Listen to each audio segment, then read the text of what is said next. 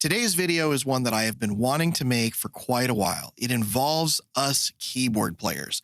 And it's something that I think a lot of keyboard players struggle with that they don't have to. It's something that I've never personally had to deal with that much, but a lot of you do.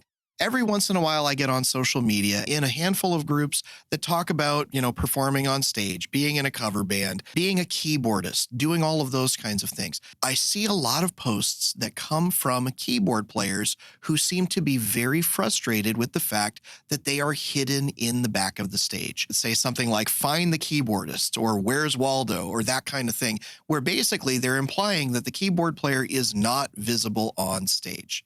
Well, today we're going to talk about it because I want to help you get more visible on stage. Welcome back to Danny Robertson Music, where we're helping you be the performer that you are meant to be. I'm Danny. Thanks for joining me. As always, we're going to have fun today. We're talking about keyboard players. We're going to help you get more visible on stage, and we're going to do some things right to make it more fun for you as the keyboard player. Now, like I said already, I've seen a lot of posts on social media and various places about find the keyboard player, or is there a keyboard player on stage, or I made it into the picture. It seems to be a general theme that keyboard players get put in the back or the sides of the stage where nobody can see them and they don't get to be visibly part of the band. I've personally really never had much of that problem on stage. It has to do with the fact that most of the time I've been put up front, and it's because I move around a lot. I do a lot of entertaining things that kind of keep me visible, whether I'm in the front of the stage, the back of the stage. It really doesn't matter much. But I do see a lot of you struggling with this. So I want to talk about 3 things that we can do to help make you more visible on stage, whether you're at the front or the back of the stage. So first things first, and this one will probably come off as a little bit of tough love for some of you. You look down at the keyboard way too much. Stop looking down. In order to be visible to people, people need to see you engaging with them. They need to see your eyes. They need to see your face. They need to see your smile. You need to have something showing here in order for people to want to look at you. If you choose to look down at the keyboard and never look up, this is what your audience is consistently going to see. They are looking at a person who is not paying attention to the audience at all. And that makes them go, well, I'm going to look at somebody who is paying attention to the audience. So if you want to be seen as a keyboard player, you need to see your audience. If you're looking down and playing music, you might be great to listen to, but you're probably really boring to watch. And that is the other half of your show. You're not just a musician. If you're getting on stage, you are an entertainer. So be an entertainer. Now, after you've learned to look up a little bit, maybe smile, maybe engage with your audience a little bit more, you can also look at the possibility that maybe your group needs to rearrange your stage setup. Sometimes what that could mean is that the person that is more engaging, that's been in the back row, might need to be up front. Maybe the person that thinks they should be up front but doesn't do anything to engage an audience, maybe they need to move back. So I'll give you 2 examples of this, of how this might work. The group that I play with most of the time, many of you know, is a special events type of band. We do a lot of weddings. We do a lot of corporate events. And that group can range in size from anything from about a 3-piece or even a duo for a cocktail hour or something like that to a full-on 12-piece big band with a horn line and multiple singers. And it's a lot of fun because we get to do some really cool shows like that. But one of the things that we learned early on is that the stage setup of that band really matters. So what the band leader decided to do at one point was to, instead of putting himself at the front where he plays guitar and would sing a little bit, he wanted to let the singers and the main entertainers of the group be up front to entertain. So what that meant is singers go right in the middle in that group. One of the reasons why this group gets hired a lot is because they have a really good horn line. So we put the horn line up front. The other one that ends up front a lot of the time is the keyboard player. Now, there's 2 reasons for that. In my case, it's because I am engaging and I do a lot of singing. It makes sense to put me up front next to one of the singers.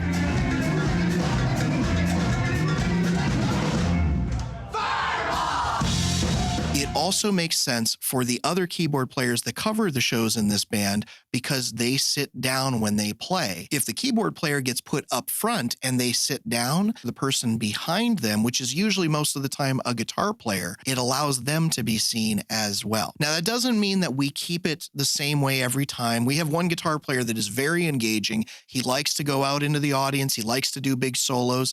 And so a lot of the time when I play with him, we kind of work together to make it so that we're both up front. Sometimes I'll go a little bit back and he'll go up front, or sometimes vice versa, just basically depending on what the stage setup allows for us to do. But we try to be accommodating for each other. The people that do the most engagement for the band, the ones that are talking with the audience, the ones that are going out in the crowd, having their faces up and looking around and doing things with the audience, those are the ones that you want to be up at front of the stage, because those are the ones that are going to do the most work for the band. My old band, the one that I used to play with for about 10 years, when I left the band, because I was so movement friendly, I was so engaging with the audience, it left a big hole in that spot for the band. So eventually they chose to put the drummer, who was also very engaging, up front with the singer and the guitar player so that he could do more work to engage the audience and be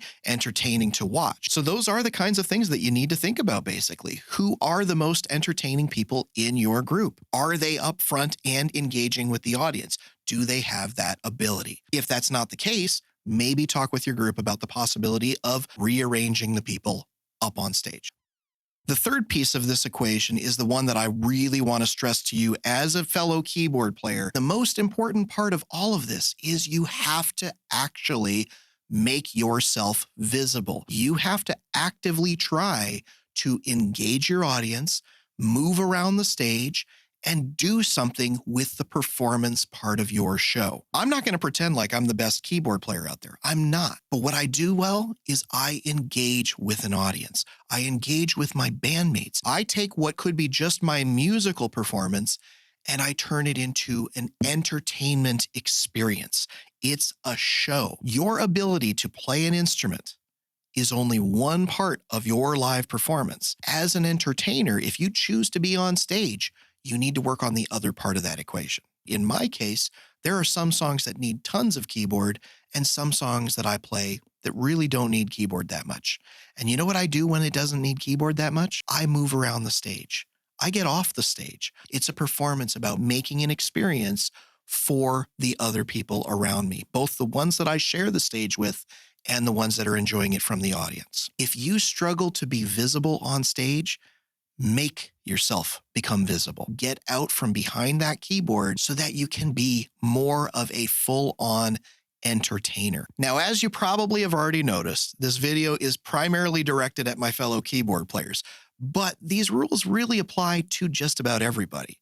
Learn to look up and do the instrument while you're engaging your audience. If you feel like you're not being seen on stage, how do you make yourself be seen? I'm going to leave you with one last story before I go, and I want to tell you about a performance that I watched of the band Smash Mouth. The band did a great performance, and they sounded good, and the songs were fun, and people were enjoying themselves. But the thing that caught me off guard about that performance was the fact that that was the first time that I had ever seen another keyboard player beside myself moving and jumping and doing all kinds of things that you would normally not see a keyboard player do. It was so much fun to watch because the keyboard player was having as much fun on stage as I was having watching him in the audience. There's a lot more to that than most musicians realize. Your show is not just music. It is an entire experience for your fans. Learn to think about your show that way. Make your audience feel really welcome and like they're having the best time of their life. And you can do that even if you are a keyboard player. So that's it for this week. Best of luck to you on your next performance. If you haven't dove into Danny Robertson music yet, please get over there. Take a look at our courses and content. There's so much to see, so much to take advantage of, okay? Best of luck to you, and we'll see you soon. Take care.